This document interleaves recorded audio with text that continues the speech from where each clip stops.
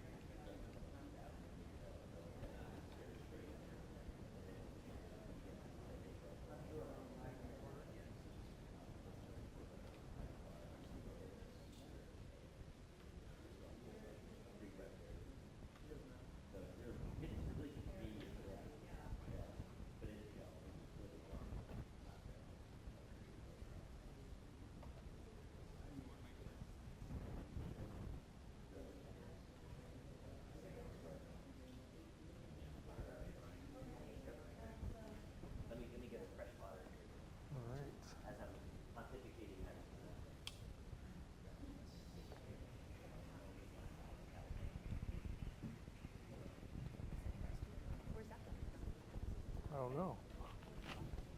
I think I turned everything off. Just check.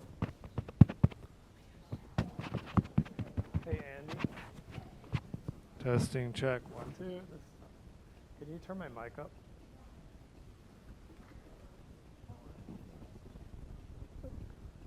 You guys just pass it around. Yeah.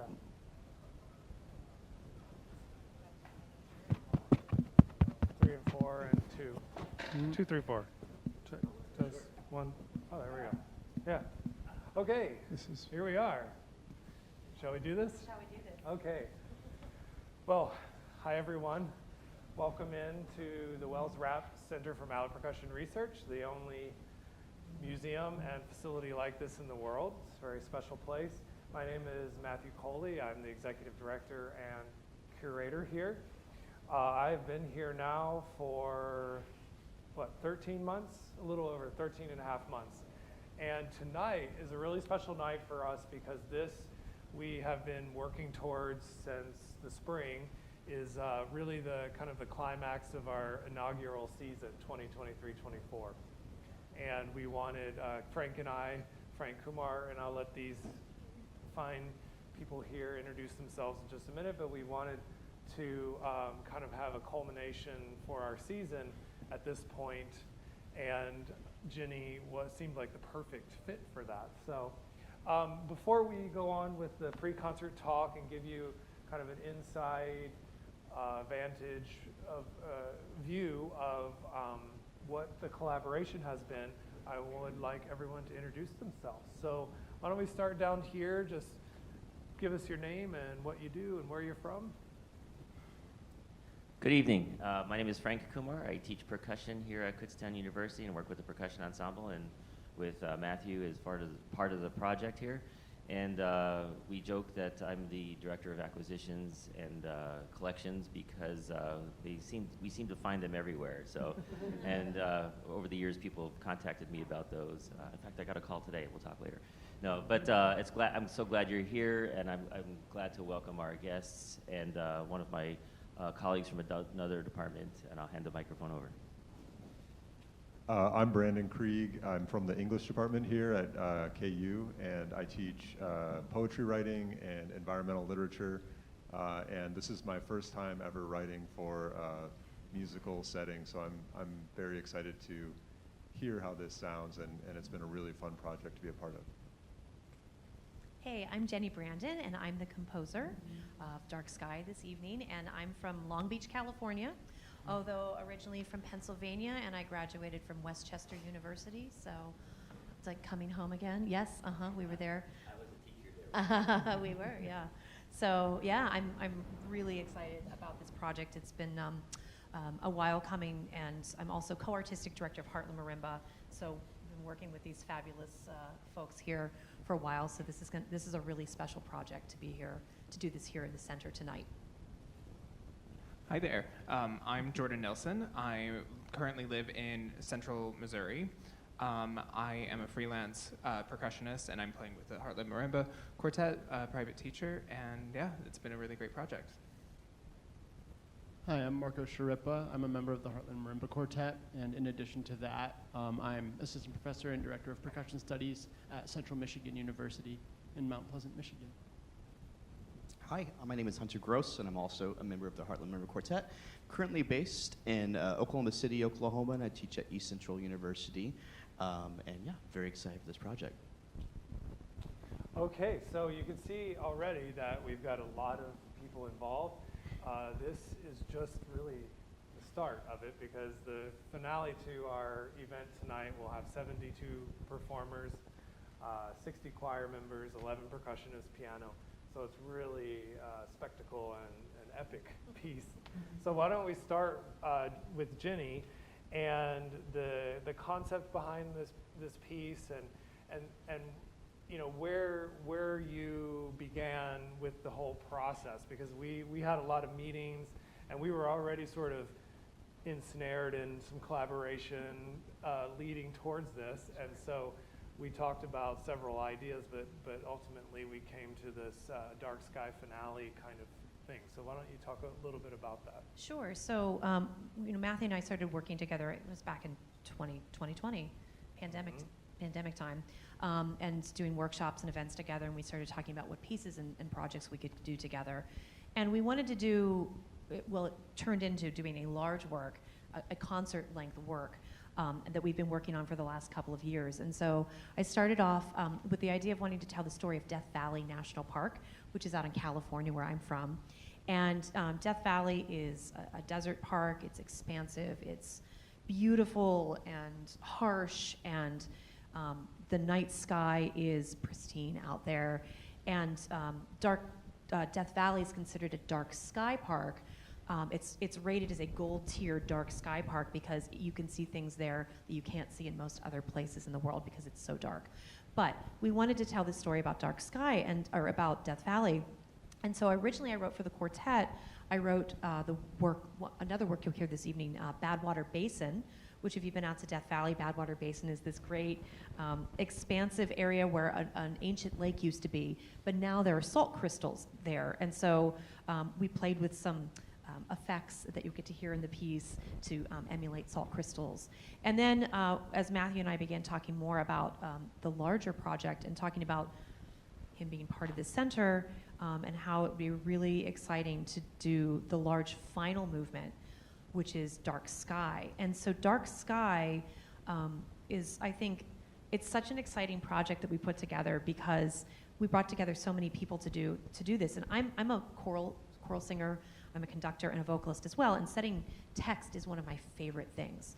And so the combination of getting to work with Heartland and also write setting text was super exciting, which is then where we discovered that we wanted to bring more KU folks in together, and that Brandon already wrote what I consider the most perfect text, which is all environmental text and text about nature, because so much of my music tends to be nature-based. And so that started our project. We brought Brandon in to write the original text, which you'll get to hear tonight. But yeah, I think our project will continue to grow. This piece isn't finished tonight. You'll hear Dark Skies will be the final movement of it, and you'll hear two movements before it, Badwater Basin and Clay Pipes and Spiral Shells, that are all part of this Death Valley Symphony. And yeah, it's a large work with percussion and the culmination with percussion and choir.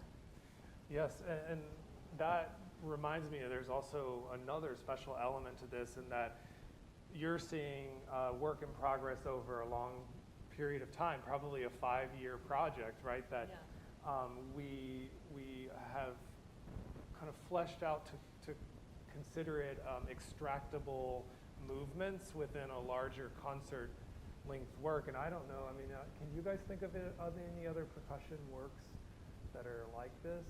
There is, I mean, the one other one is probably Seven Pillars, but that's a very different situation. Andy Akiho's Seven Pillars, which is an 11-movement work for percussion quartet, 75 minutes. But what he did is he got the idea for the piece, he wrote just one of the movements, and then he realized what he wanted to do, so he called it Pillar 4. And then like 7 years later, wrote the rest of the piece. But you know, it's a very different situation, and it's cool. It's cool with this project too, because I remember the first day we had Heartland Marimba rehearsal, and we had like 92 measures of Badwater Basin that just ended. Like it just, we're playing 16th notes, and then there's just nothing else. And then we're like, oh man, and to hear it go from that, which was already like, wow, I can't wait to hear the rest of this, and now we have a choir, you know, it's really cool. Yeah, so I wanted to say, like, you know, these are, for Frank and I in the Center for Mallet Percussion Research, these kinds of collaborations really are at the core of what we're about. I mean, you're seeing, you know, the center's vintage instruments mixed in with, you know, current day performers, and also we're thinking about the future of like what our art form is. And so it's really special on a lot of levels. But I want to pass it on to Brandon and have you talk a little bit about your process and how you collaborated with Jenni, and have you had you know, your text in music before? You know, tell us a little bit about that experience. The answer is no. I have never written for music before, and that was really fun. It started with Jenni and I talking about Death Valley. She showed me some pictures that she had taken and told me about what it's like to be in that place. And I grew up in the West. I grew up in Portland, Oregon. My parents are both from western North Dakota. So I've driven through Montana probably 30, 40 times. I've seen some very empty, very dark sky places, so I was trying to channel some of that experience into the poem as well, and just capture some of the vastness and sublimity of this kind of space, and the smallness that you would feel looking up at the stars there, the sense of geologic time, the sense of maybe our own insignificance, and huge significance in kind of the weave of all the living things that are there. I did some research. I looked at some books so that I was using some of the specific species that are there.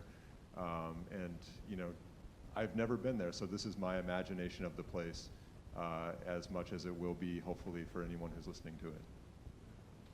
Great, thank you. Yeah, and I think Jenni will agree with me on this, but I feel like your involvement, Brandon, is really serendipitous. Like Jenni and I were talking about where to take the collaboration, and we were reading bios on the Kutztown website, and we're like, wait, this guy writes about nature a lot. I was like, this is perfect. So, and yeah, we're so happy that you jumped on board, and then you guys hit it off to be collaborators, which is really magical.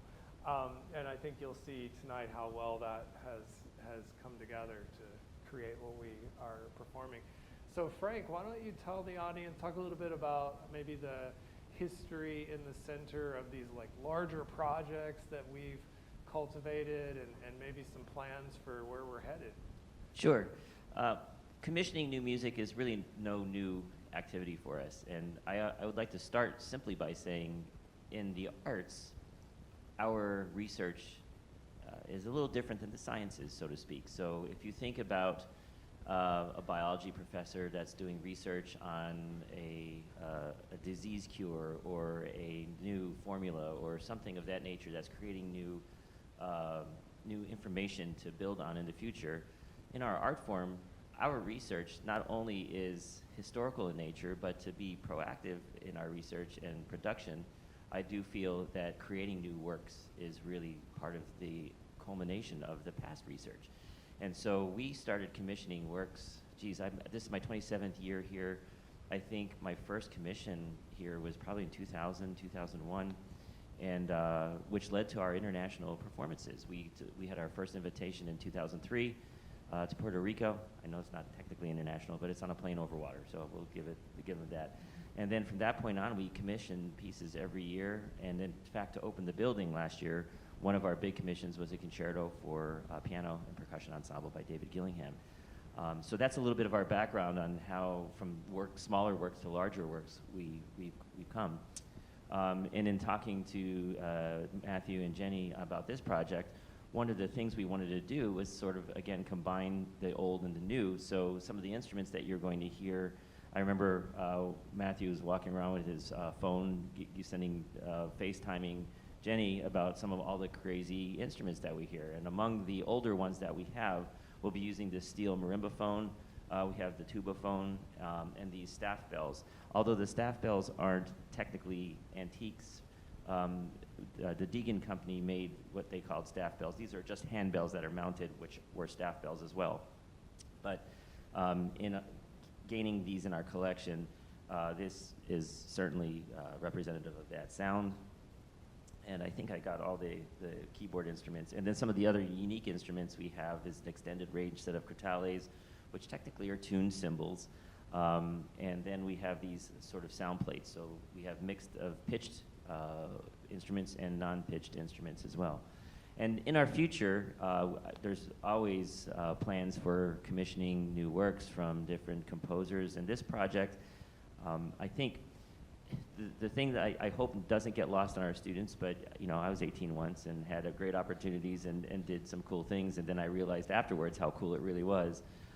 This also, like this center for mallet percussion that puts us on the map at Kutztown University, every time this piece gets played, every time our commissions get played, it's credited to Kutztown University and the Center for Mallet Percussion, or my, you know, in the beginning we weren't the Center for Mallet Percussion, so we were just Kutztown University Percussion Ensemble. Frank Kumor, Wells-Rapp was also always on those commissions, and so we, you know, our legacy continues to the future on all of these commissions, and I think it's a very important part not only to reflect back and look at the cool things that we have, but how we can use them to essentially re-energize and revive those instruments into contemporary works. And so some of the ideas that we have coming forward are, again, more commissions. It might be different orchestration. And again, I was speaking to the choir, 60 voices in the choir.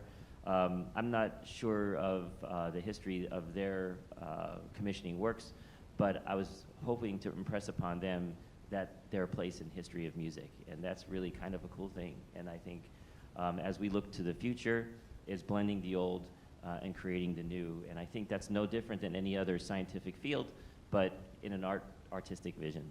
Yeah, thank you. Well, I'm going to put the quartet on the spot a little bit, but have you guys talk a little bit about the role that you see the center in our field. So we have it's kind of a niche thing that we do here, obviously. There's been several heydays for the mallet percussion art form over the last 120 years, and we're really kind of amidst a third one, I like to say, a third or a fourth one. But why don't you guys talk? One of you, more of you, all of you, talk a little bit about the influence and the role and how the center could benefit, our field worldwide, really.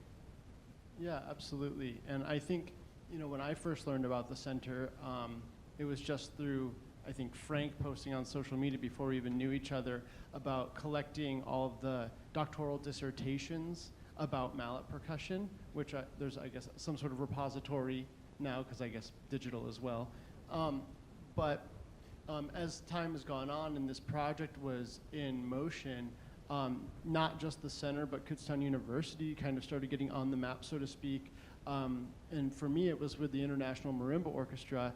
Before this building was done, the Percussive Arts Society put together this huge project called the International Marimba Orchestra, and it was 40 professional players by audition that all performed at the Percussive Arts Society International Convention, people from all over the world, and we rehearsed here in Kutztown, and gave a concert in Schaefer, and went on a little tour of this building when it was still in progress, where there was no decorations, it was just a shell, and of course performed at this big international convention where KU was well represented on the program, and now every single one of those people knows about the Center for Mallet Percussion Research. They were here for that purpose, and they tell who they know.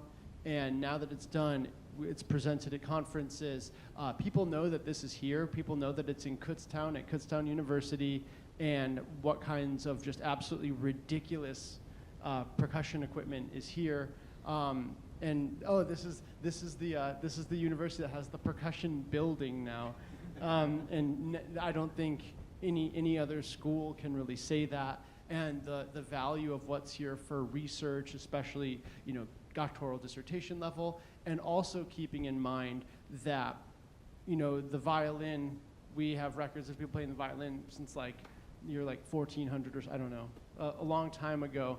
And this 5-octave marimba was first produced in 1985. So the fact that the instrument is so new and now all of these future artifacts are being stored here, 100 years from now, this is going to be one of the most valuable resources in our field for sure.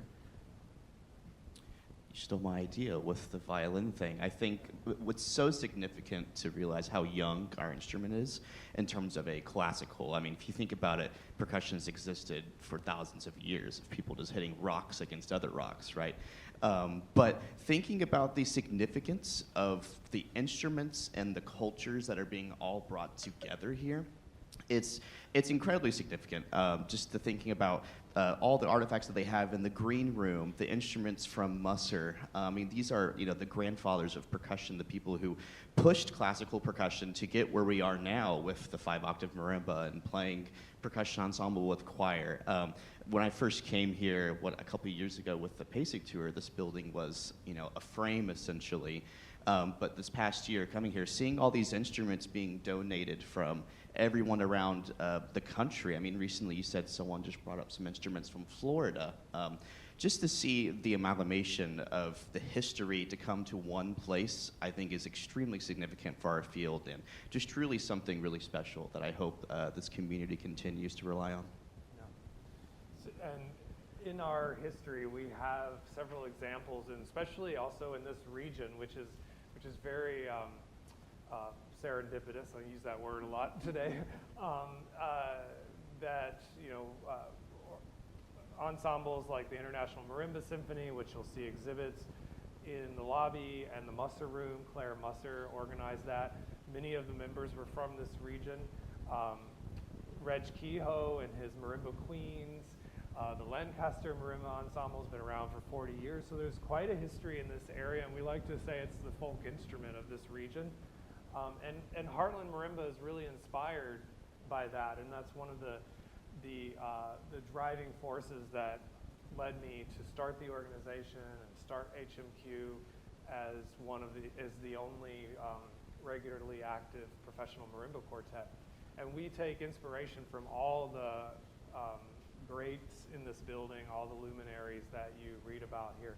So Jordan, why don't you talk a little bit about your history as the poster child of Heartland Marimba and like how you joined the organization and all the different roles you've been in. Yeah. Okay, so I've been involved with Heartland Marimba since 2016. It started with the Heartland Marimba Festival out west. So I did my undergrad at Southern Utah University. The festival was held in the summer of 2016 there, and that's how I got started. And that was the first, I think that was right before the quartet was completely official. Right before it, yeah. But I remember seeing that and thinking, wow, that's really cool. I think I want to do this. And for me as a percussionist, the marimba was kind of my first love. So, it's the instrument that I always gravitate back towards. So being in what Matthew calls the marimba castle here is like, I feel like a kid in a candy shop. But with Heartland Marimba, I'm currently an administrative assistant as well. I've been doing a lot of social media stuff lately. I helped with the audio recording of the Heartland Marimba Dances CD too during the festival. I've performed with the Heartland Marimba Ensemble. Yeah, lots of different, in nonprofits, you have to wear multiple hats all the time, right? Oh, yeah. So, yeah. Thank you. So I thought we would take this extra time. We have 5 or 6 minutes, maybe a little more. If you have any questions for us, any one of us up here.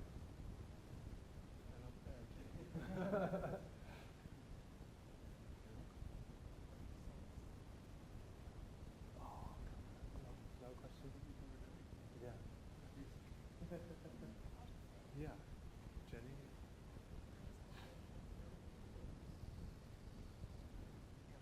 There we go. I was going to say, you all picked up, hopefully, the poetry sheet when you came in of Brandon's beautiful poem that I set to music. And I'd encourage you to read through it before the concert, just to get a sense of the words and the text. And, the center, we've created a very immersive experience, as you'll see. When we get to Dark Sky, you'll be immersed with a beautiful video by Dale Parson, Yes, who's I'm a glad you brought that up. professor here Yes. at Kutztown. What department is he with? He's in cinema, TV, media. Oh, computer science, and information technology, yes. Okay. He created a beautiful video, so you'll be able to sort of sit back and let all of that wash over you. So I love having the poetry to read ahead of time so you can get a sense of the words and then just absorb.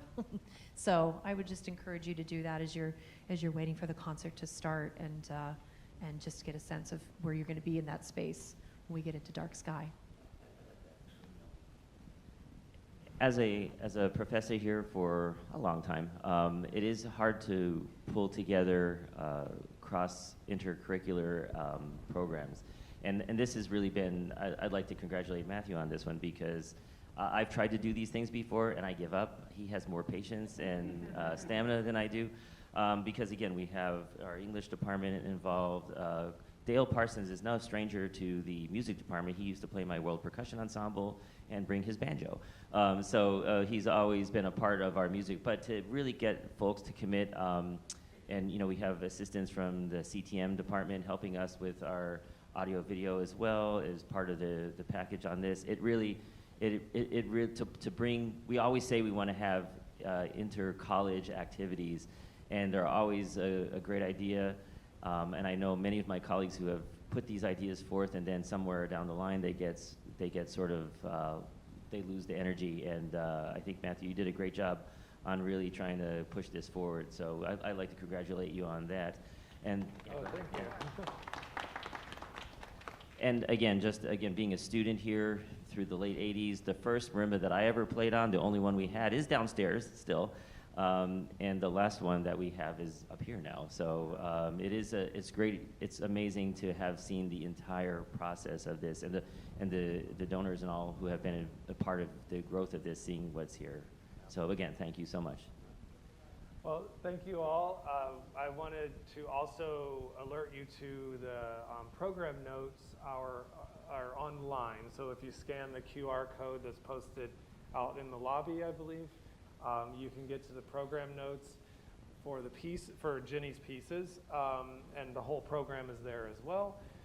Of course, we always welcome your support if you're able to help us out for more programming in the future. Our Golden Mallet Society is the way to do that, and you can find links to that on our website, and they'll lead you right to the Kutztown Foundation sites for donating.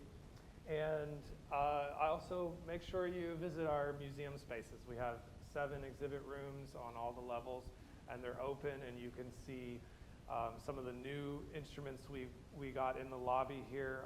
I think Hunter alluded to it. It's a 5-octave xylorimba that's 115, 110 years old or so, that came up from Florida just recently, was a donation. It's a Leedy xylorimba. Yes, it took 10, yeah. And then and all the way to the modern instruments, we have a brand new Musser 5-octave in the Musser room, right there in juxtaposition with his first instruments that he built, that Musser built with his own company. So, and with Deegan as well. So thank you for being here, and thanks for listening to our pre-concert talk, and we hope you enjoy the concert. Thanks.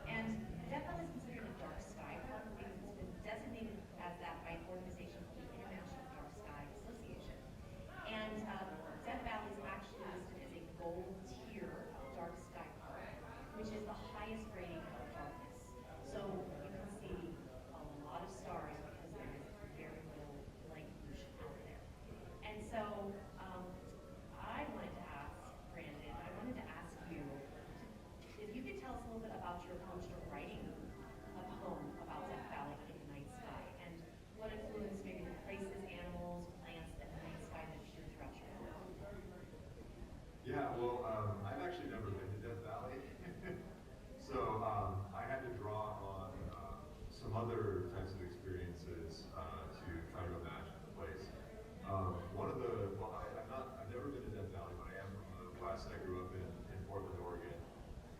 And one of my favorite places in Oregon is the Deschutes River and the canyons and the high desert there. And it's another place where you can see a lot of stars. So I feel like that was kind of channeling my experience of that area, but then also doing some research on the actual geological formations of Death Valley and the species that live there, and just other things that might be relevant.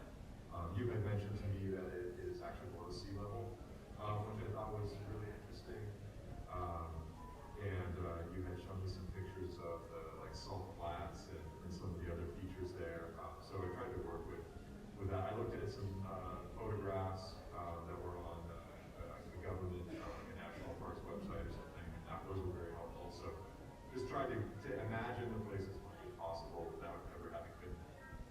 I mean, I think what you do is, it's so beautiful. The poetry that you create is so beautiful. And I think it really captures the essence and the feel of Death Valley. Something that I was really interested in that you did with the poetry, that I really tried to emulate and play with in setting it to music, was this viewpoint that you take us from the valley floor, and then you take us to the Milky Way and beyond. So we get this small and large image, and there's one particular line that I love, and it goes like this: the salt flat spider's web is a mirror held up to the sky's mirror, dimensioning this one great blue. So wonderful. I'm so excited to hear the choir sing it. But I'm wondering, as we're looking into the night sky from the valley floor, why was it important for you to explore this idea of small and large throughout your poem? The infinite and then the tiniest thing like a spider. Yeah, I mean, I think that really it's what a lot of poets that I've got to do. Like I had that scene with the Eubanks a lot. But what I like about it when I read All My Song Myself by Whitman is just that feeling of connected. You can feel very small and significant at the same time as we feel part of this larger thing and this vast thing that somehow is brought on by the same physical forces that we are, somehow just as miraculous as we are. So I like to feel that connection between the small and large. Well, I have a question for you. I'm interested. So I gave you lines of text, right? And that's what we have. So how do you take that and translate that into a musical vision? Like, how do you take words and then start to hear things in your mind? You know, your poem is so evocative and it has so much imagery in it that already makes my job super easy, at least to start. So I use the poem as this roadmap, right? So you give me the story, and then what I actually do is I will go through with colored pencils, for example, and I will highlight words that are similar, or ideas that are alike. For example, there's a lot of talk in this piece about lightning, and I feel like the physical lightning that we see, but also this thing that connects through everything. And so that's a really big theme in this piece. And so I looked for those kind of themes throughout your poem to help weave through a thread that connects everything together. So yeah, so I will physically start taking the poem, and I will scribble and write and take notes and make colors on it, and then that really helps me draw a roadmap. Yeah. Oh, that's really cool.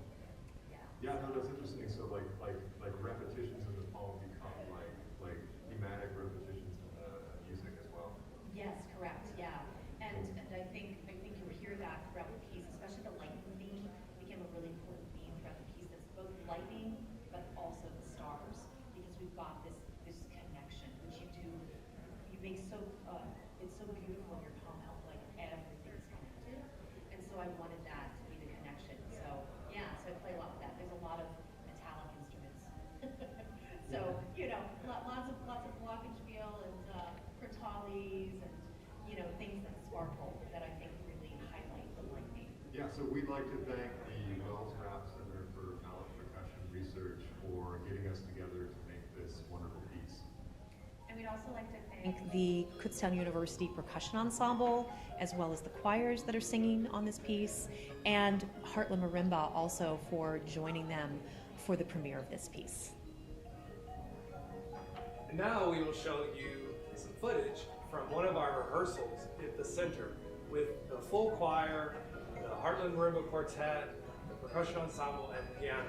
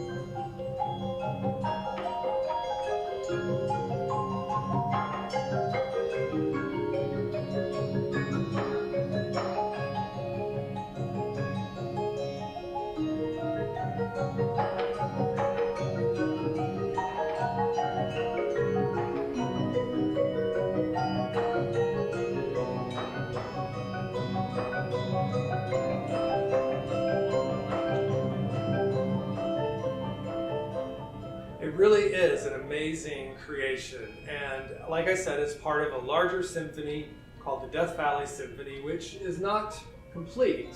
So this is a long-term project between Heartland Marimba and Jenni Brandon, and it will be an hours-long concert-length work when it is completed. At the moment, we have 3 movements which are performed on the April 8th and April 9th concerts. We start with Badwater Basin, which is just with the Heartland Marimba Quartet.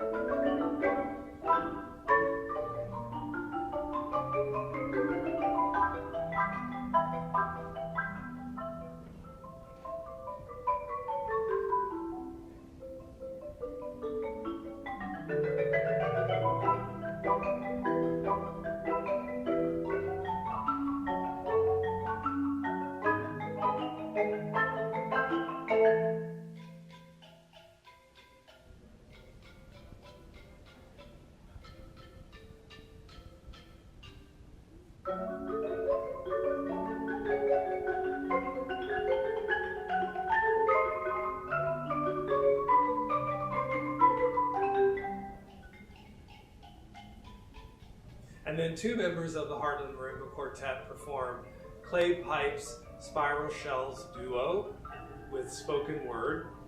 And then we dim the light for the Dark Sky premiere.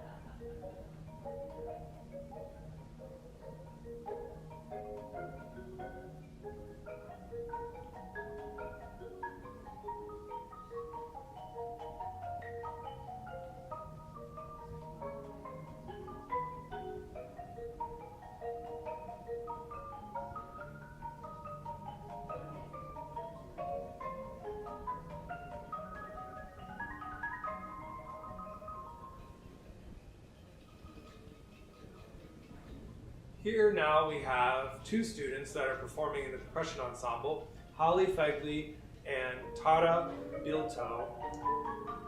They answer some questions about the collaborative process and their experience with this premiere.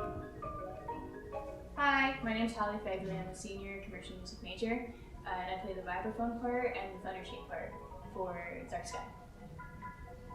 Hi, I'm Tarrah Bilto. I'm a senior music performance major with a focus in percussion, and I play the xylophone and also thundersheet in Dark Sky. What I'm excited most for with the premiere of Dark Sky is the collaboration of us being able to play as a percussion studio, Heartland Marimba Quartet, and the Kutztown Chorus. I have never seen lately, within the past few years, such a collaboration, and it's really exciting to be able to work on something like that. Took the words right out of my mouth. I'm also very excited about the collaboration aspects of this piece. It's probably one of the largest ensemble pieces we've done, at least recently here, so I'm very excited to be a part of it.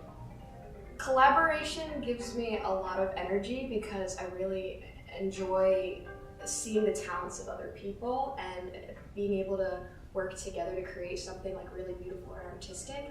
And something else I really enjoy about specifically the collaboration that we do here at in the percussion studio at Kutztown is we have a lot of student-led ensembles. So for example, me and Holly have our duet, and we chose our own piece and we figure it out in our own time. And I don't know, I really like the creative freedom of that. Yeah, I absolutely agree. Getting the freedom to be able to play our own pieces and just work on stuff that we truly like really helps us find out who we are as musicians, as percussionists, even as people most of the time. So then going into Dark Sky with this collaboration, it's expanding even more because we're using so many instruments that aren't typically used in the percussion world. And it's a lot of fun. Come visit the Wells-Rapp Center for Mallet Percussion Research. We got so many cool instruments. We got so much cool stuff going on, so many cool performances. You should totally come and take a visit. And now I asked Dale Parsons, our videographer for the Dark Sky piece, to talk a little bit about his process. Hi, this is Dale Parson from Kutztown University, Computer Science and Information Technology. I have done the video for the concert for Dark Sky movement of Death Valley Symphony. And so there's a small sample.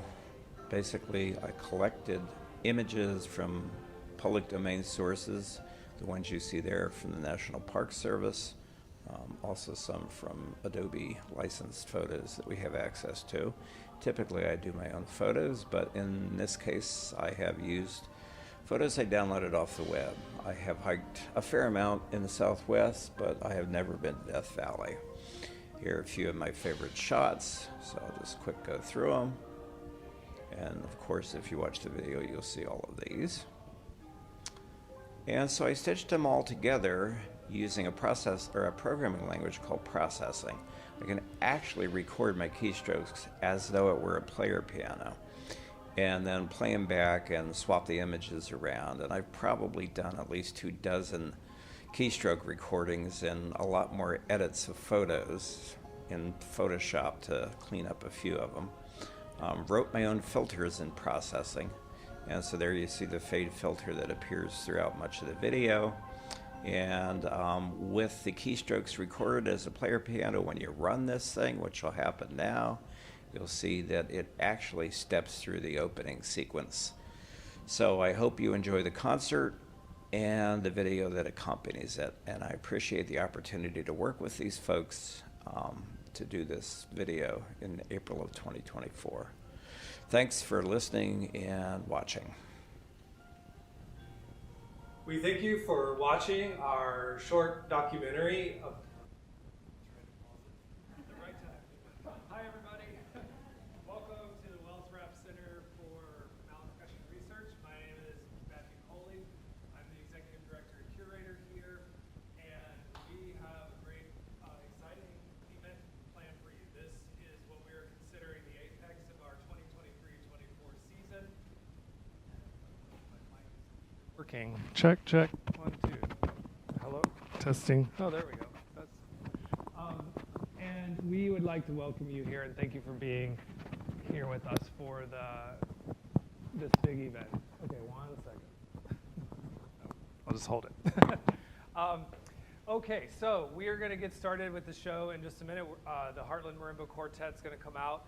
I'll introduce them in just a moment, and we're going to play a piece by one of our very own, Marco Schirripa, and we're going to his composition Digital Dances #1, which is inspired by electronic dance music, and we got the chance to record all of his digital dances last summer for his album release.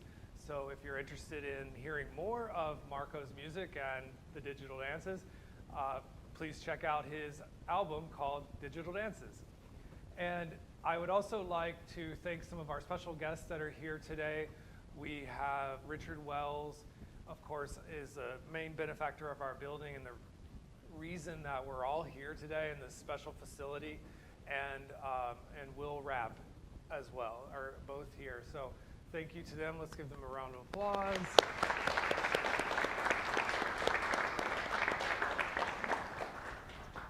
Okay, so we're going to get on with the show, and I would like to welcome the Heartland Marimba Quartet, Jordan Nielsen, Marco Schirripa, and Hunter Gross.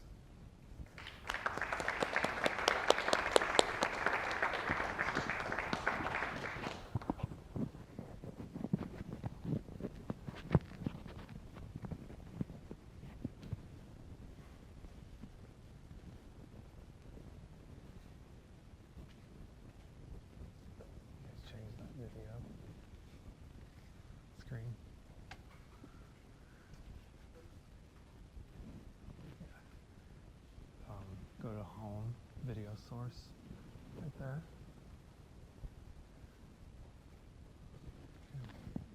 Or web, or you can do the web stream, right? Okay.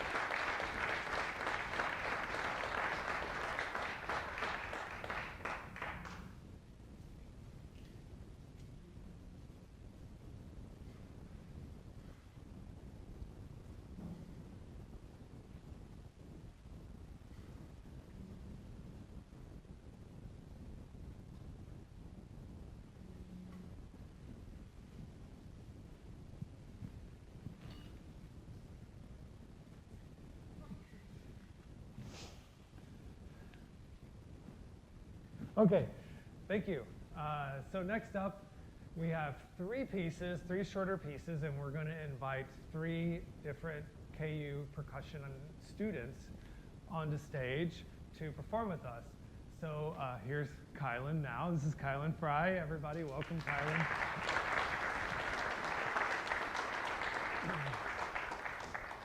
So, you know, if you were here for the concert, the pre-concert talk, and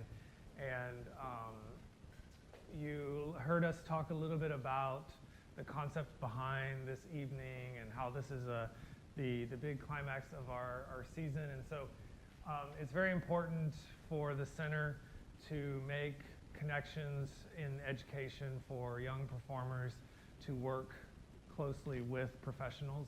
And it also happens to be an important part of the Heartland Marimba mission as well. So we are extremely happy to get to welcome Kylan. And then the second piece with student substitute player, we're welcoming Nathan, and then Tarrah Bilto will join us for the third piece. So first up, we have a skip, a hop, and a jump by Nirmala Rajasekar.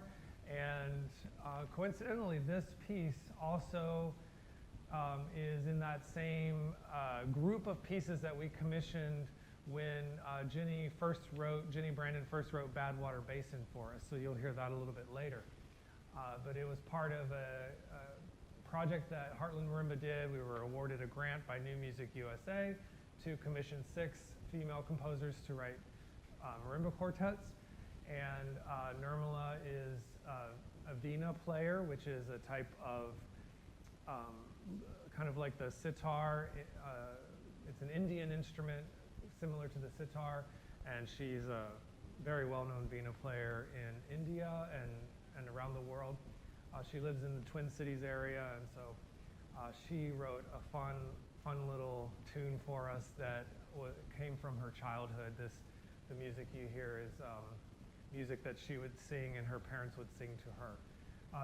And then next we're going to play Solace by Scott Joplin. And this is a long-time piece for Heartland Marimba. We love this piece. And ragtime works really well on the marimba, but this is slow ragtime, which also works really well on the marimba quartet. And then the third piece was also written for Heartland Marimba, the Principle of Vibration, and that's movement 5 when Tarrah will join us. And Brett Dietz and I were classmates at Northwestern University, and he wrote this piece for us in 2018. And the full piece is 7 movements, 7 movements, 5 movements, and 2 interludes. And if you're interested in the other movements, they're all on our YouTube channel, so you can check them out there. So, how you doing, Kylan? Good, you ready? Okay, here we go. We're gonna do a skip, a hop, a jump by Nirmala Rajasekar.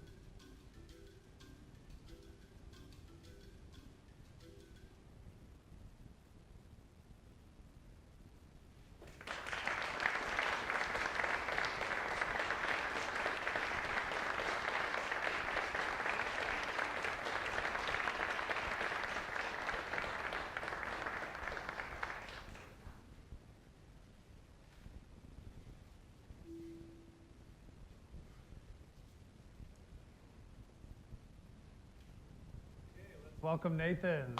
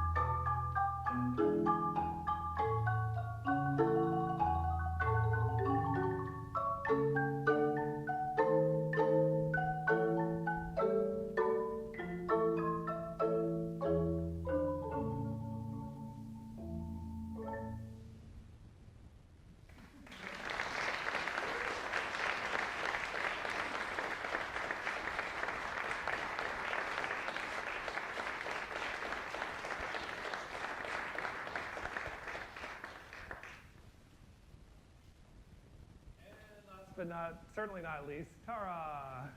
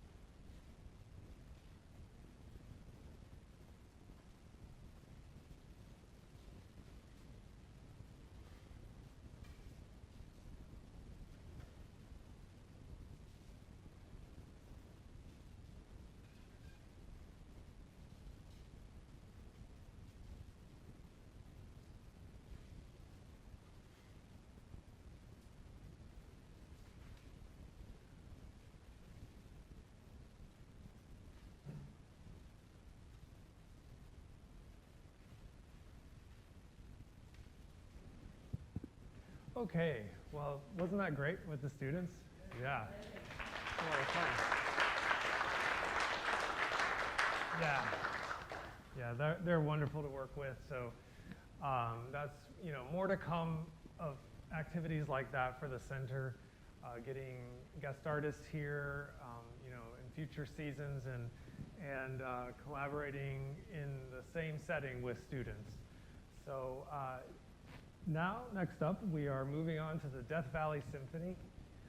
This is a large-scale work that's been in the works for a few years now, and there's probably a few more years to go before it's completely finished. Jenni and I have been collaborating on this for, as I said, a few years, and the concept is a full concert-length work that has extractable movements.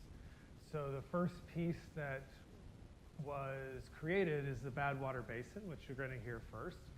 And of course, all of these movements are locations in Death Valley. And then the second piece she composed is the spiral shells and clay pipes, thank you, duet that was written for the Lin marimba duo or percussion duo. Lynn Vartan was a guest artist here last fall, and she's part of that duo. And so Hunter and I are going to play the duet. And then the grand finale that you all have been waiting for, the world premiere of Dark Sky with choir, piano, percussion ensemble, and marimba quartet. So I was going to invite Jenni up to the stage. Thought maybe you could talk a little bit about your piece and whatever you want to tell the audience. Let me grab a mic for you.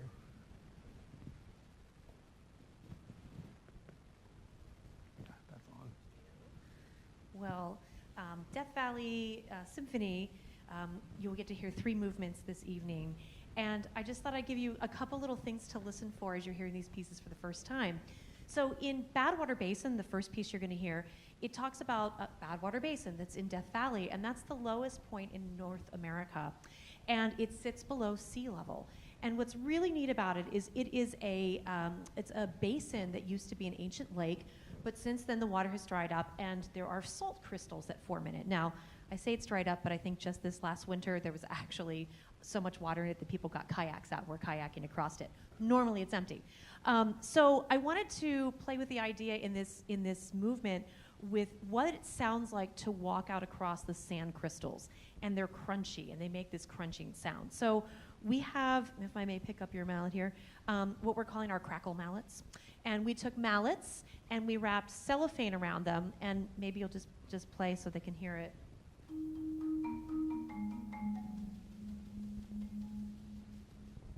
Yeah, and they make a crunchy sound. So that's, you can imagine walking out on the salt basin. And then the interesting thing too, because Death Valley is also the hottest place, and it gets very hot, and the salt crystals will pop, and they'll make these popping noises as they expand and get hot. And so for that, we're using the slap mallet, which kind of looks like a pancake flipper. And don't try to cook with it though. And it sounds like this.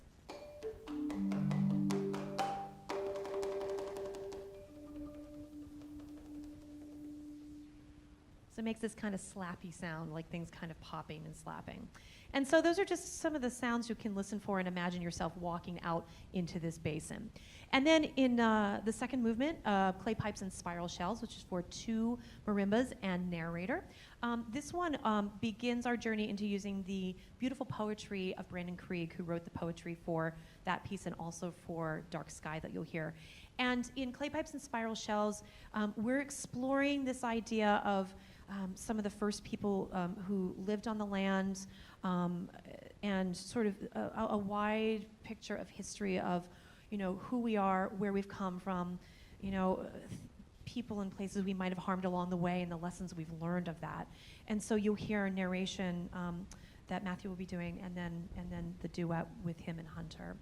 And then finally, we get into Dark Sky, and Dark Sky tells about all of these places in Death Valley at night. So Death Valley is considered a dark sky park, which means that it's It's actually rated a gold tier dark sky park because it is so dark that you'll only see things there that you can't see in other parts of the world because of light pollution. So because it's so dark, you can go there and look up, and it is magical. And if you have never been to Death Valley, I encourage you to go, or at least look up pictures online after this performance too. You'll see some on our beautiful video.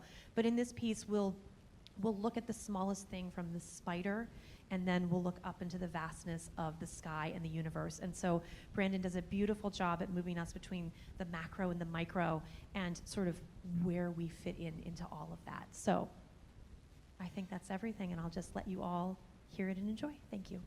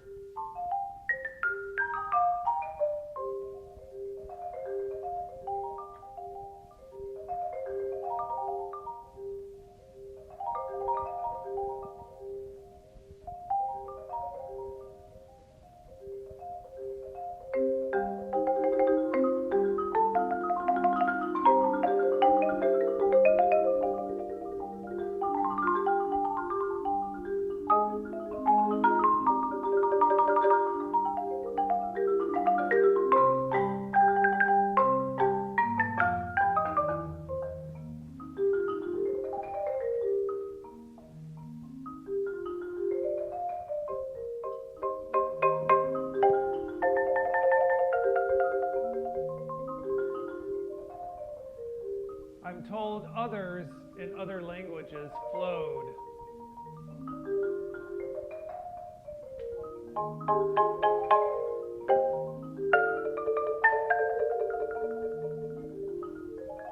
Through the changes here,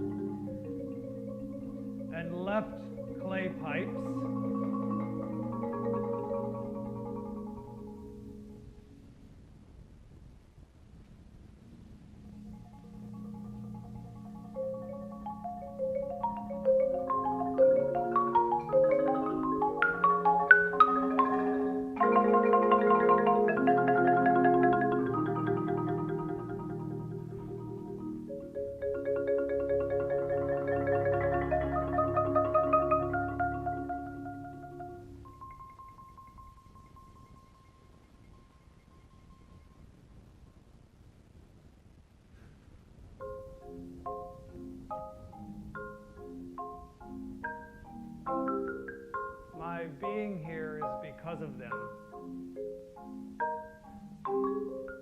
My being here is because of harm to them.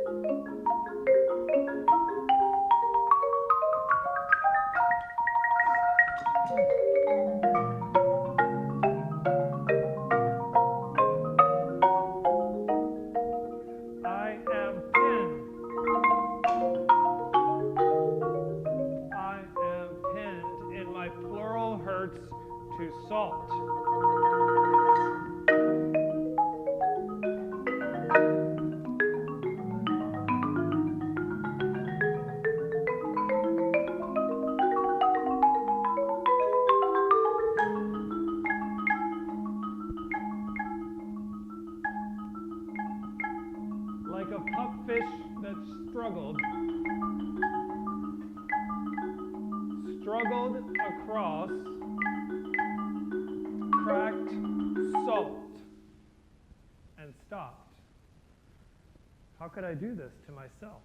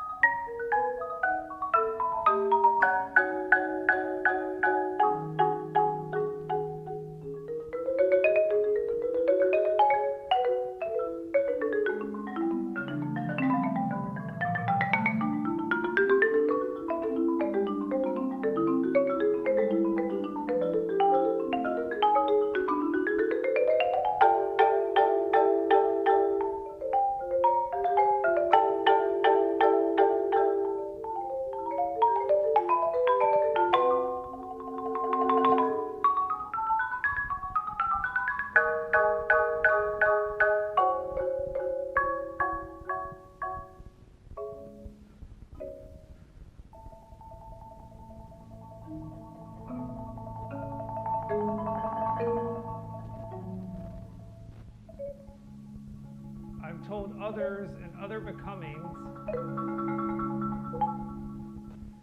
channeled the changes through their spiral shells.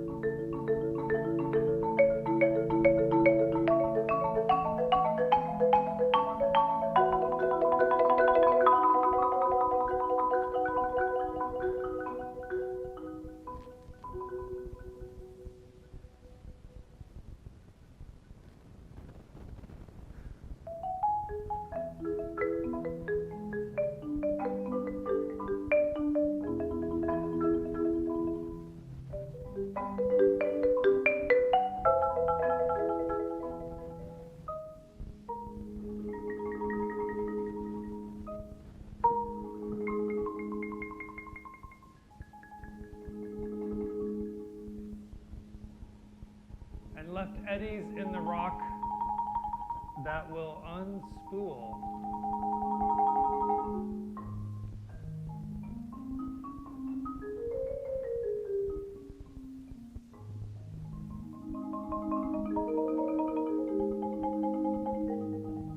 And be threaded again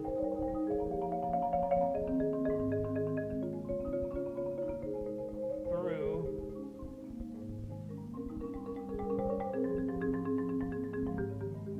what's left.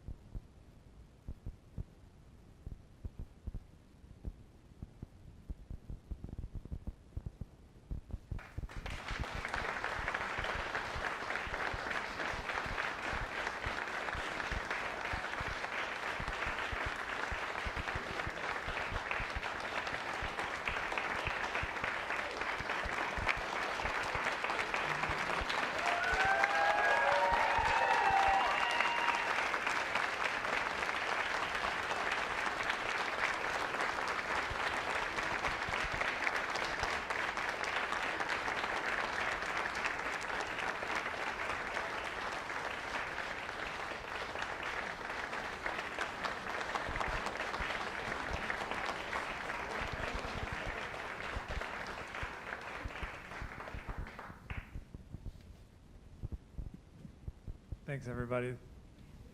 Okay, so there's a reception in the second floor lobby.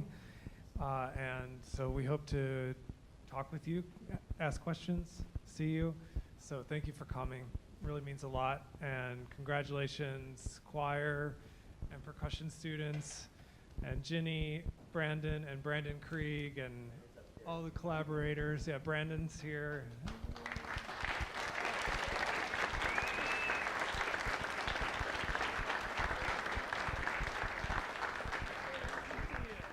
Okay, go have some food.